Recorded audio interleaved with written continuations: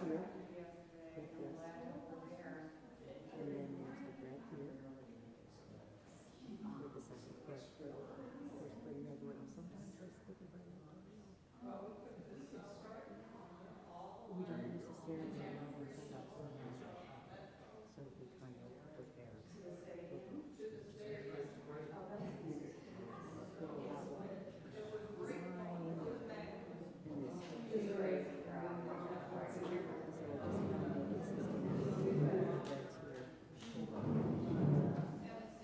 And then I bring up the chocolate.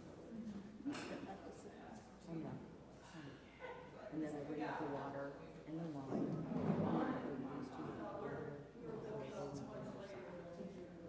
Do it however you want. You can arrange this however your system works. Okay? But I will make sure that you get all of this.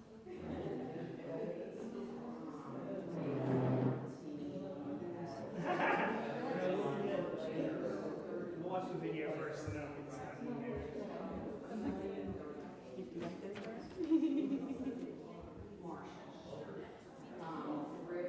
Absolutely. So, all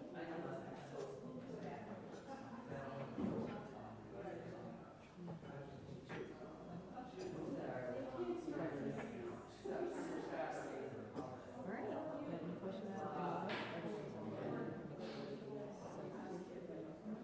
great. So we'll have 2 chalices. Yeah. One chalice will be here, one will be down here. So bring up the second. So 3 total chalices. 3 total chalices.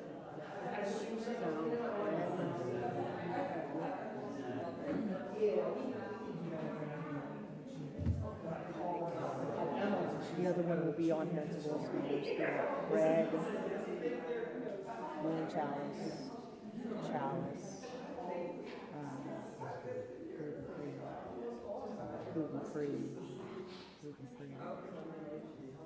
gluten-free, and then that way it's all right there, but it's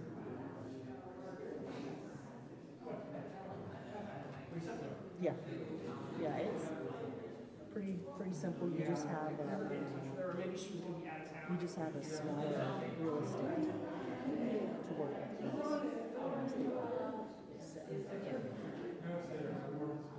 And then the second one will be down there, and so will the packets.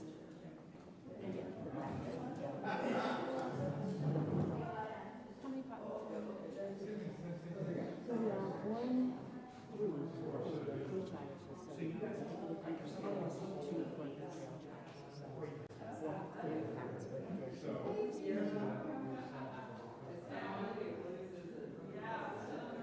There should always be an extra pack.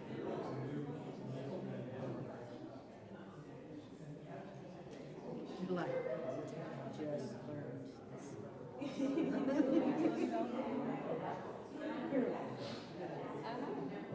So how many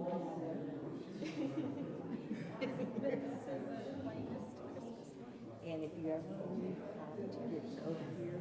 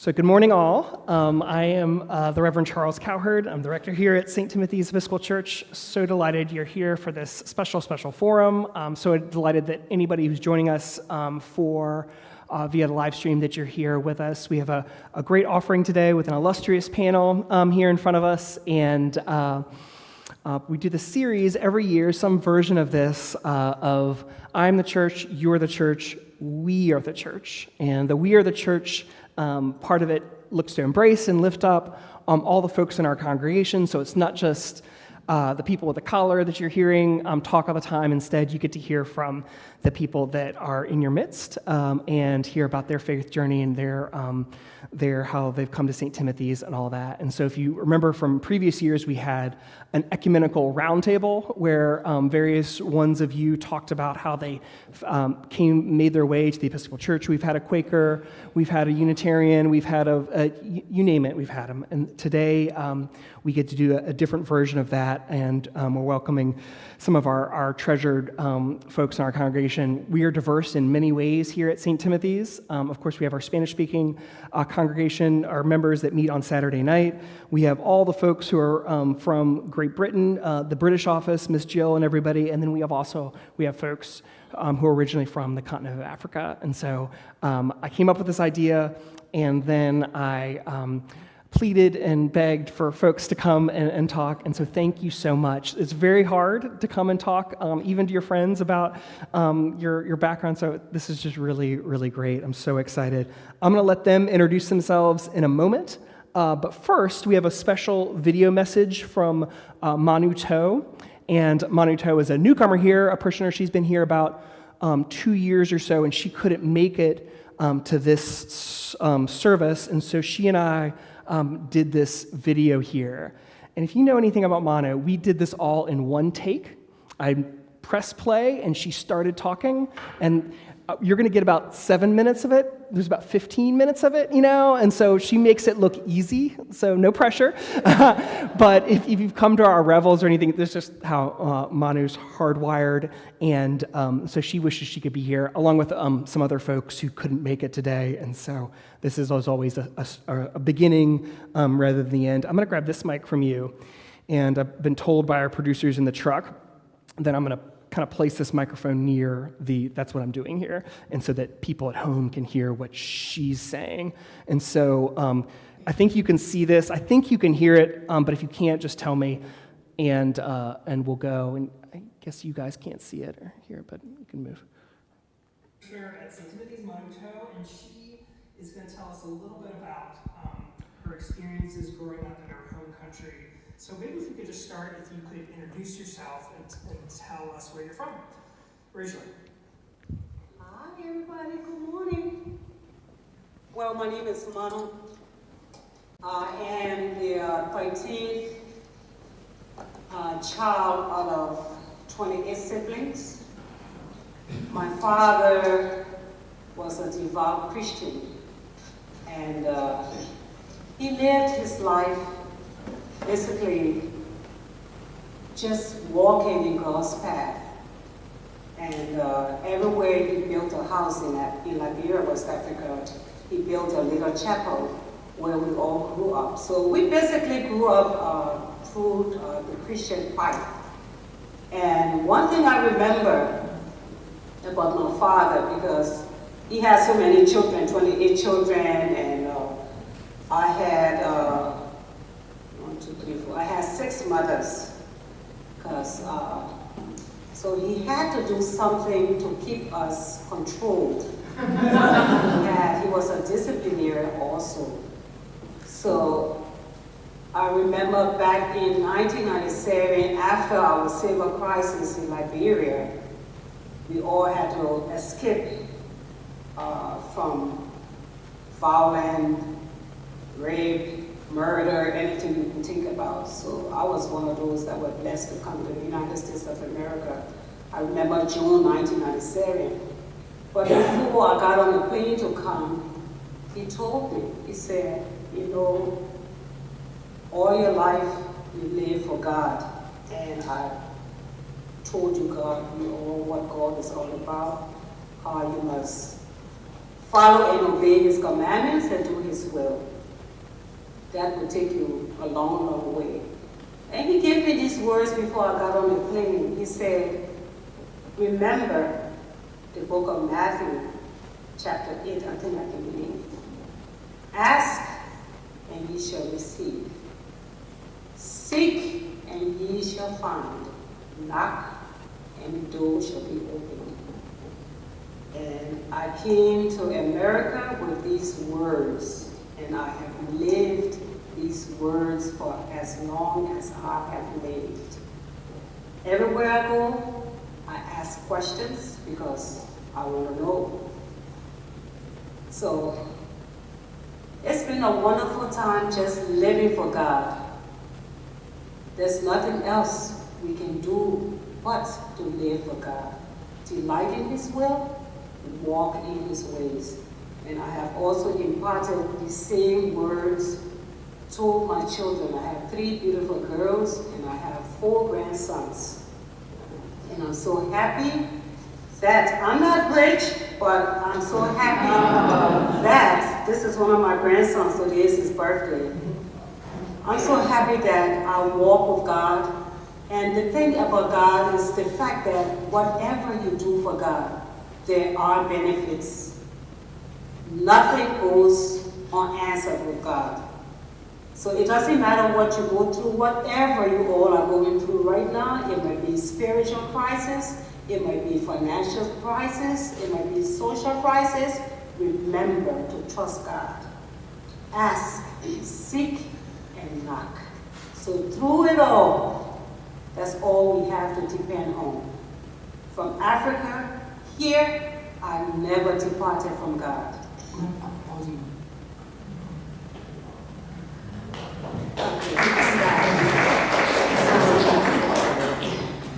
We'll pause her for a second. We might come back if she. Mana's amazing. She starts singing. I'm a religious professional, and I couldn't do what she just did. She just sat down and started talking about her faith. And it's remarkable. I think it has something to do with her personality, but also something to do with the culture and the environment that she grew up in. And that's just one example. And hopefully you were able to hear that and everything. But I'd love if we could get our all-star panel here going. And I don't know if the husband and wife team want to go first, or if you want you're split up here, Chuma and Emma. But if Emma, maybe if you would begin. By simply introducing yourself, talking, or you could sit there, and talking. If you could introduce yourself, talk about where you're from, talk about coming to the United States, and that sort of thing. Okay. I'm Emma. I came to the United States when I was a teenager. I came in here to go to school, but I never went back. I met Chuma along the way. When I was in my 20s, and we got married in the Episcopal Church. I was always a Catholic. I was born and raised in Catholic Church, but got married into Episcopal, which is what he is. He's been Episcopalian all his life. Got married in the church in Burke, and then we moved here. We're going to church in Reston, but we didn't really see people that looked like us. When we came here, we met her and another family, Adako. I don't think they go here. They no longer come to this church. And we stayed. We've been here. The kids did Sunday school here. They did summer programs here. And we just been coming here when we're able to. But we kind of slowed down during COVID, and it's been a struggle getting back into the church again. But yeah, we're family here as well. My experience here and in Nigeria, I always say that I have the best of both worlds. I'm a US citizen, I'm a Nigerian citizen. If things are not going well here, I can always go back to Nigeria.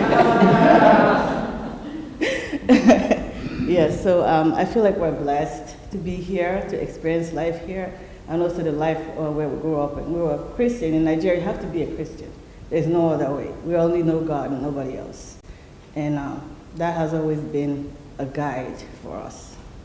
I'll let you say something.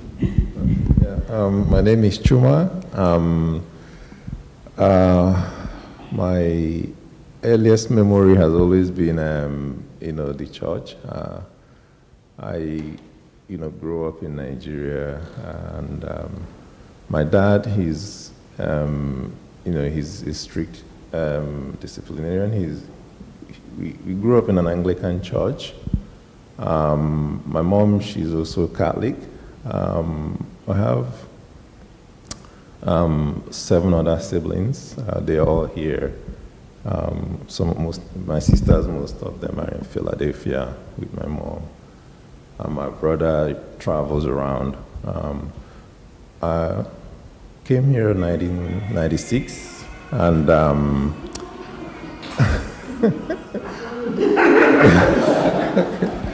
yeah, 1996. I think that's also almost about the same time Emma came here, and started out in Philadelphia, and went to Temple University, and then transferred over here for work, and then went to George Mason University.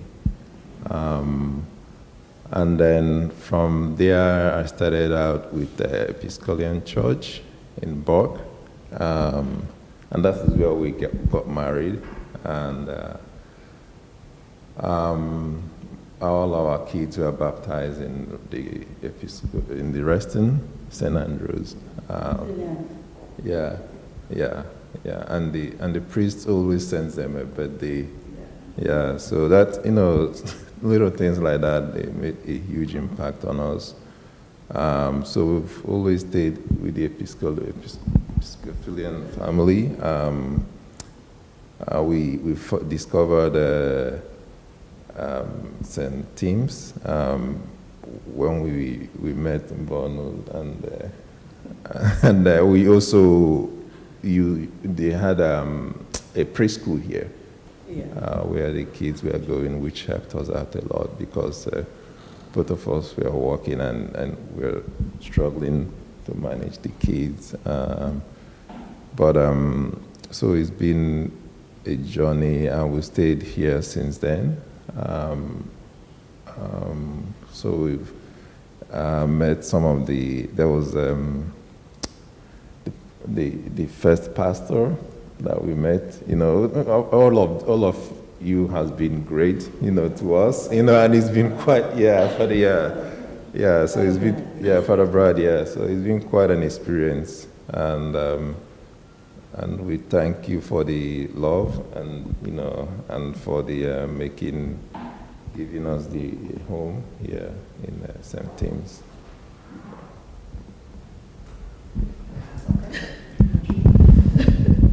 Okay, happy Sunday, everyone. So my name is Emilia Mbano, and I was born and partly raised in Nigeria, and I was born in an Anglican all my life, and my family, my mom and my dad, they were really devout and Christian, Anglican Christians. So that's the way we were raised. We had, I remember growing up, we had, a small chapel, because we would all pray at night before we go to bed, and then early in the morning we would wake up and do the daily devotion, and Bible passage, and then discuss the Bible, and pray before you go about your normal regular duties. So so that's the way I grew up, and I remember also. At church, we have Sunday schools, and then, we have something we call Monday Bible Fellowship. So that's where I actually learned, my Bible, because they were very thorough. You will know all the Bible characters, everybody in the Bible, and they will quiz you on that. So that's how I grew up. So I have always been a Christian. So after my high school in the 80s, so I got an admission to go to University of Minnesota. So when I was leaving, there was no family members. It was just only going to be me, and I was in my teens. So I was kind of afraid, but my parents assured me, and because I remember when we were growing up, we have to some Bible passages, we do recite, So one of them is Psalm 23, the Lord is my shepherd. So, so at the airport, my dad, reminded me, remember, whenever things get tough, not even whenever it gets tough, but all the time, that's going to be your, like your anthem. The Lord is my shepherd, I shall not want. So always recite it, and everything will be okay. And then, he always, he also, taught me, there was, it's, in Thessalonian, I think it's Thessalonian, First Thessalonian chapter 5, but I can't remember the verse, but he says, in everything, always and give thanks. So he said, and so in everything, no matter what, always, thank God, give thanks, because it can be worse. So, so that's, what carried me. So when I came here, so my first year, my dad died. And so that's even, so I knew now that, of course, I gave thanks, for the life, he lived, because, he raised us well, we were well, brought up, we were never in want of anything, anything. So I gave thanks, that I had a dad like that, that gave me everything that I wanted, and then even had, money to send me to come here, and because at that time in Nigeria it was a privilege, to have money to send your, daughter or your son, overseas, to come to school, because it's very expensive, to pay out of state. It's in thousands of dollars. So, so I was very grateful that at least I had a dad, that brought me, here. But then I know that, now I have to embrace, God, more, because I don't know where my school fees, will be coming, and that was, my first year. So yeah, I was lucky, I went to the office of, foreign students, so they gave me scholarship and all that, so I was, so I worked, also to put myself, through. So, so my faith, my Christian, and faith, I grew stronger because, my dad's, death made me, to be, even stronger. Trust God and believe in God and know that, He's, my shepherd, and I shall never, be in want. And, there's another verse, and Psalm, we always recite, I think it's, Psalm 46. I will, no, I'm not, I think it's 121. I will look up. Where does my help? Yeah, where onto the hills. Where does my help come? So I know that my help always comes from God, and so that's so I grew stronger, and so whenever I need anything, I always call, go to God, and so everything worked out for me for me. So, I met my husband, in Minnesota. He was graduating, and then he left. So, so I finished, he left, and came to Philadelphia, because he did a mechanical engineering, and then so he was recruited by Allied, Chemicals. So he left, and then, so when I, finished, I went to business school, and then I got admission to come and do my master's, MBA in George Washington. So when I moved down over here, we got connected again, so we got married. And, so I have two boys. You guys know my boys, Jody and Ike. I had them here at St. Timothy with Father Brad, 1997, and Ike, was 2001. So they were all baptized here by Father Brad, and my kids, we are very involved. They were rough boys, you guys know. And, but, Sunday school, youth group, and so Judy has graduated. He did a mechanical engineer, and did a master's. He works with Dominion Powers, right now, and Ike is still in school. So my husband. He comes, here, also, but he's always, very busy, so I'm the one representing the family, right now, so my boys, boys, once, they grow up, they have their own faith, because Judy now goes to an evangelical church, in Fairfax, so that's, what he wants to do, and but sometimes, he comes there too, and Ike, anything, but he follows, the brother. So, but, that's, my story. And then St. Timothy, when we started, coming here, this is, actually, not really my first church, but, I've been, going to all the churches, Methodist, Baptist, so, but once, we tried Episcopalian, and then we found out that that's closer to, it's similar to Anglican. So, so we started coming here. And so there was one, we were going, when we were the other side of Hendon. But then, we really, we did not, like it, so once time, we came here, was, like home, the first day with Father Brad, and we started, coming, and, we are very, the love, we received, here, my kids, and it was just, wonderful. So we started, coming, and it's been, like home, I, belong to, many, try to help, serve, in any capacity, that, that I have time, to do. So, but that has been, my journey, but we've been, through so many, pastors, and and every one of them, has been very nice, to me and my family. So, so this is like I really feel home, at home, and coming to, St. Timothy. Because I tried other churches, but I keep coming back, and even after COVID, I tried, I said, no. It just, didn't feel like home.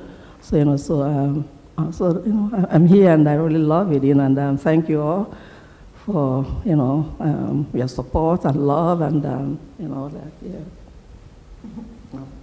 Thank you. Hello, my name is Eva, and I kind of have a different experience from all of you, and I'm sitting here saying, wow. Anyway, I grew up in a home of 10 children, and I'm the 9th one. So clearly I had older brothers and sisters. My father was a Presbyterian. My mother was Anglican. I didn't even know Anglican was the same as Episcopalian until I came to the U.S. But in any case, so in our household, kind of interesting. My father, a Presbyterian, wasn't a devout Christian. He always said to us, I'm a practicing Christian. I don't just go to church. So he rarely went to church. My mother was a devout Christian, and she would go to church. So anyway, of the 10 children, I guess maybe 2 or 3, rarely would, when my father went to church, he would pull them along. The rest of us, our mother would pull us. What made most of us Anglicans was because we went to an Anglican school, a convent school, run by the sisters, all-girls school. And so I had a very, how shall I say it, like a confused experience in life. At school, where growing up you spend most of your time, the sisters were very strict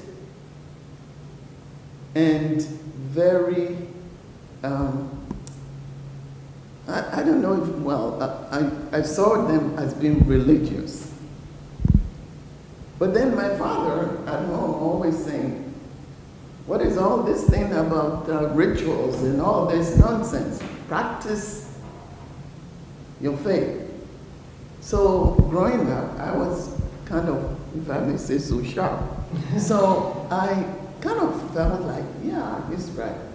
Because when I go to school, I have very strict experience, and as a child, you couldn't do this, you couldn't do that. We couldn't even speak our own dialect in school. To me, that's my language. you had to speak English. And so I found it like I became rebellious, so to speak, as a child. And that rebellion went into the faith part of it. So at school, we had to go to church Wednesdays,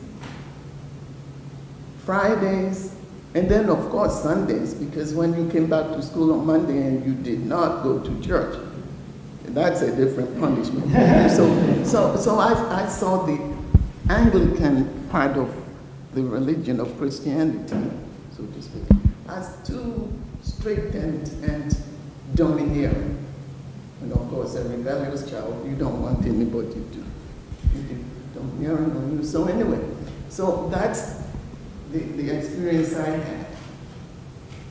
My mother being religious, you go to church, you have to genuflect and then call the name of Jesus. You got to kneel, come on, do that sort of thing. So I found that, what is this? I prefer my dad's, but then I had to go to this one. So anyway, so I went to Anglican school, finished, went to high school, Anglican, and in the Anglican high school, it was a boarding school, far away from home.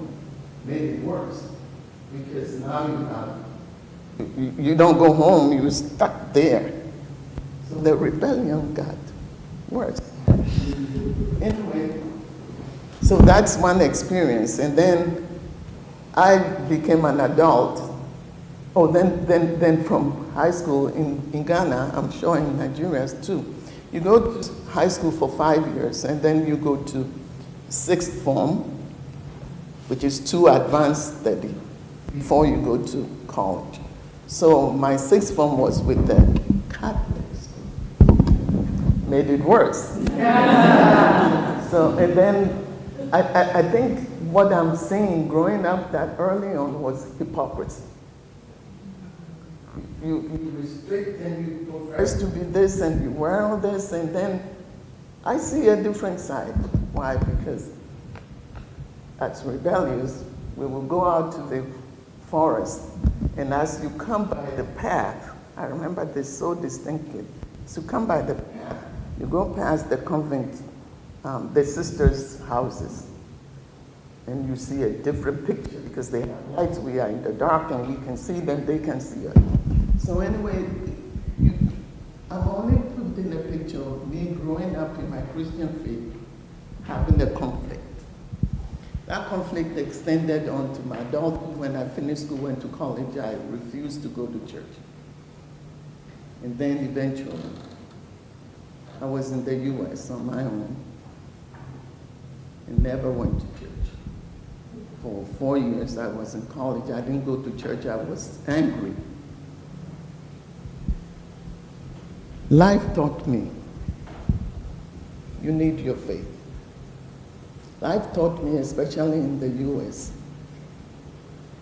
that no, you do need faith. And so I came back to my faith, which was my Episcopalian in the US, so I won't say Anglican, Episcopalian faith. But I'm still learning, trying to combine the faith, if what it is, with practicing.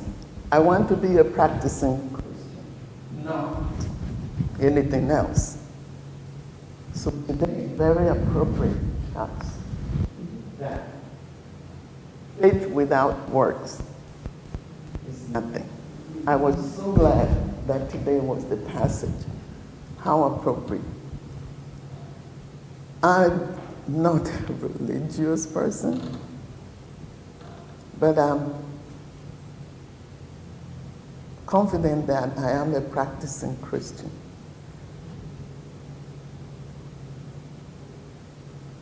I have been through so many like you, evangelical church, Catholic church. I mean, I'm trying to find it.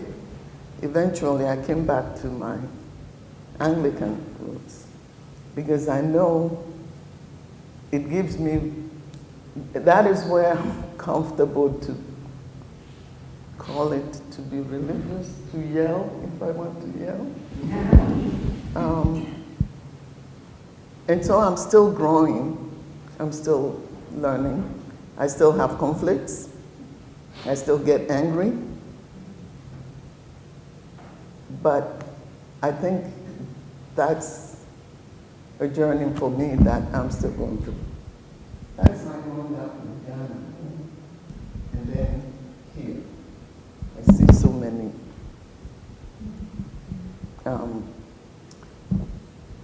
push and pull, sort of. I'm still learning. Thank you so much, Eva. And of course, I just have so much, I just want to talk, and I'm trying not to talk. And so we're going to have another presenter. And know that Henrietta and Stephanie, if you guys want to speak at some point, please know you're welcome. Okay, if you'd like to speak. So, but you can pass her the... If you would like to introduce yourself to everybody, Henrietta, you can at some point. Okay. Good morning, everyone. My name is Barbara Johnson. I'm from Jamaica, and I'm just visiting.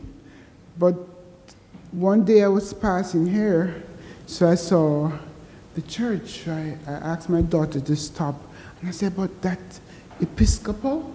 But I've learned that Episcopal is almost, or is the same as Anglican. So I said, okay, I have to go, because I'm an Anglican. So I asked my daughter to take me here, and I've been coming here ever since when I'm around. I'm just visiting. I went to New York for a couple of weeks. I don't know if anybody missed me. Yes, but I'm back, because I went to my cousin's wedding, and it was good. And my sister's also here, visiting from Jamaica, so I took her along. Okay, I'm not from a big family. It's 4 of us, and we're all Anglicans. I don't think I would worship anywhere else. Anglican or maybe Catholic, but I'm not like bashing the other churches, because it's the one God we serve, I think, right? So anywhere you go, I think it's the same God, but the service is long, and sometimes it gives me headache when I try. Seriously, if I try to go anywhere else, it's loud and, that's it. But I hope I'm welcome here. I feel welcome. Everybody accept me well, especially somebody over the corner there. Yeah, she's very warm. She's such a nice person. Also, this lovely lady here, I don't remember her name, and everybody else. And those 2 beautiful ladies over there. Yes. And the priest, he knows my name. He said, welcome back, Barbara. So I was like, wow, I have to keep coming here. Thank you, everyone. Have a good morning and a blessed week. Thank you so much. And just as a reminder, the Anglican and Episcopal are the same thing. You get a little tricky sometimes, but Anglican means Church of England, and so many times where the British Empire colonized, those countries tend to be Anglican or Episcopalian. But thinking about it, and people have visited England recently, and if you visit England and go to church there, they're empty.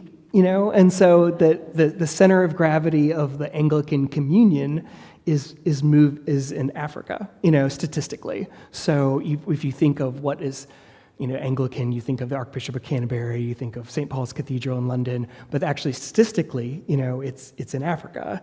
And same thing with the Episcopal Church. The largest Episcopal diocese is in Haiti, and so it's always a relative thing. I visited, here I am talking, but I visited Mabel Tatefio, I visited their home, dozens of times and everything. We talked back and forth, and I realized at some point I kept asking questions about Ghana, but they've lived in Virginia longer than I have, and so it was the irony. And so just the Tatefios send their regrets. Craig Ellis, who sits over here, he's from South Africa, sends his regrets, and as well as Betty Casely Hatfield, Adaku, and Wachuku, they send their regrets.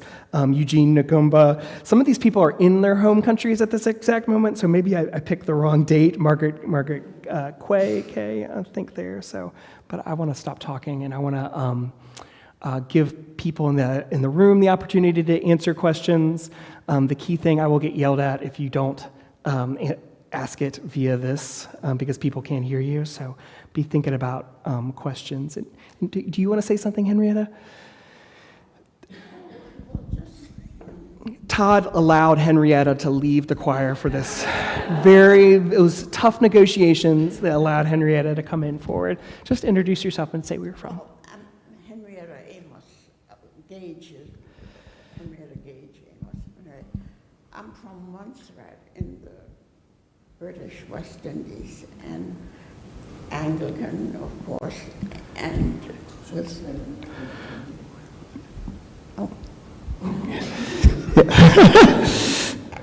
and I was raised an Anglican, and that wasn't a slight type thing back home. To be an Anglican, you had to go to church every Sunday if you are well. And when you get of age, to go to Sunday school and confirmation classes, because at 11, 12, 13, you would be confirmed, but you had to take tests and go to confirmation classes on, well, Saturday morning you had to go to church at crack of dawn, walking all these miles, anyway, and get to church, and then you take a test. If you passed, then you would be confirmed. When the bishop came once a year for confirmation, because it was one bishop for the Leeward Island group. And so you'd be confirmed. And, well, for your parents, too, they had rules that they had to take, right? My father, well, we're all Anglicans, but he would go to church maybe Easter and Christmas, and he almost couldn't marry my mother because my mother is from the parish where her father and his children would sit front row every Sunday in the front pew, and because it was so strict that the priest there had said, well, he didn't know whether that they could be married because my father was not a regular church goer. My grandfather, on the other hand, said, well, my daughters are raised in this church, they're in church every Sunday and all this, and I know that this priest is going to have to marry.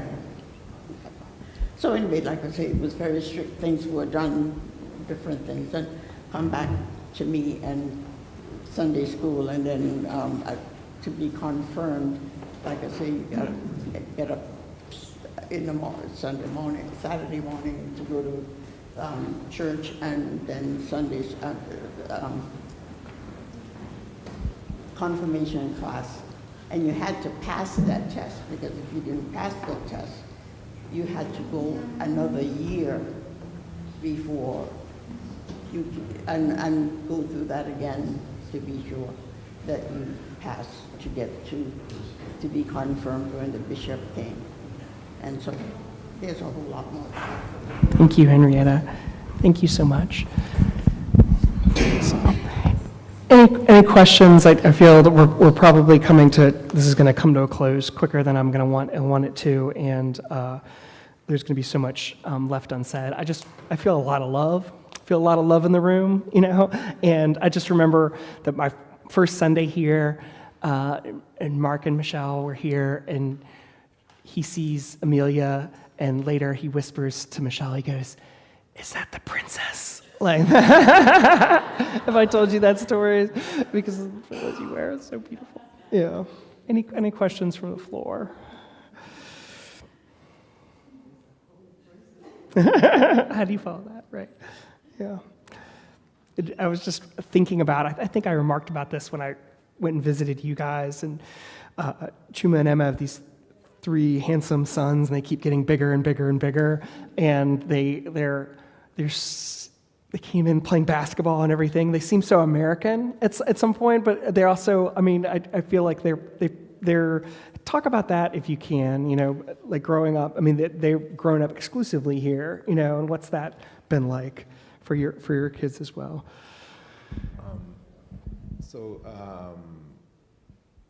They were born. All of them were born in a Western hospital, and we lived in Hendon for 14 years.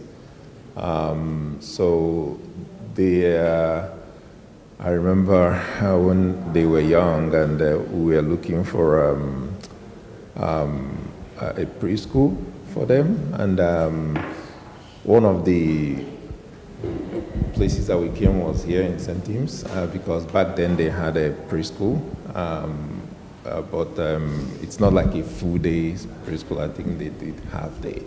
Yeah. So I don't know, we took advantage a little, you know, we brought them here, right? And we also took them to several other preschools. So them growing up here, it's like you said, you know, we, at least me, I believe wherever, you know, you find yourself is home, you know, and even though we are coming from Nigeria, wherever, you know, you find yourself is home, you reach out to the people, to the community around you, and you make the best of, you know, what's around you. Because always, you know, I believe in reaching out, you know, being open-minded, and trying to learn about other people, because everybody has different experiences, and everybody have different journey that, you know, we can all benefit from if we only reach out and learn something about them. So, and we use the same approach with the kids, and try to make sure that they, you know, they are rooted in wherever they found themselves, and make the best out of it. And that has always been the principle we use for the boys, and they grew up in using that. So, you know,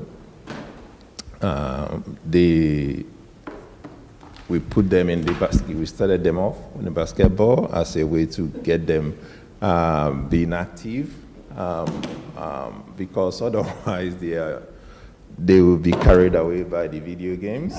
You know, yeah. So we have to find other ways to keep them, you know, active.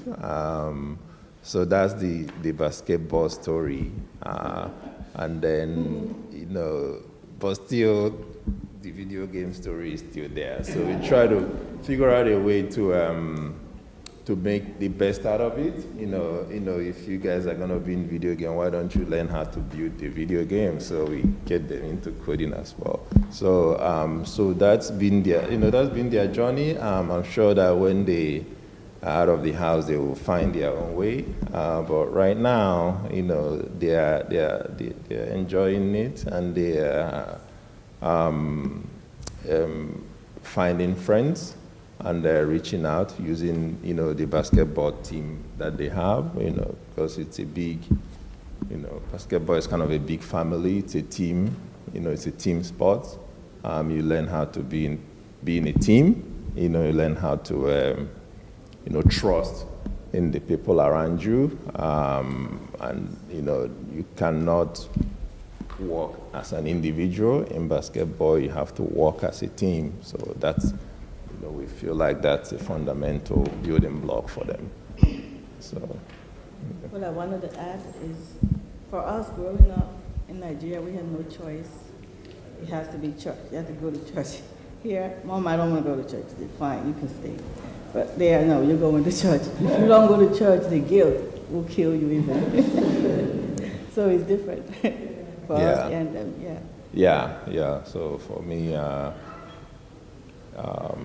yeah, I also went to Anglican school, growing up. And we have primary, we have. Was it a company school or just church? It's a church school, so I went to St. Paul's Anglican School, so we have primary school, secondary school, and then the college. So the primary school was St. Paul's, and also went to St. Patrick's, which is a Catholic school, and then from there I went to another St. Charles Special Science School. So all of them has been, yeah, they all been, yeah. So that's, so the church is a big part of, where we are from, and the church built the schools. Some of them are private, some of them are public. So yeah, the community, find their pillars within the church. So yeah. I'm afraid that's going to have to be the last word here. Thank you all so much. I think these are the conversation can continue in other ways, but thank you all so much. Thank you all.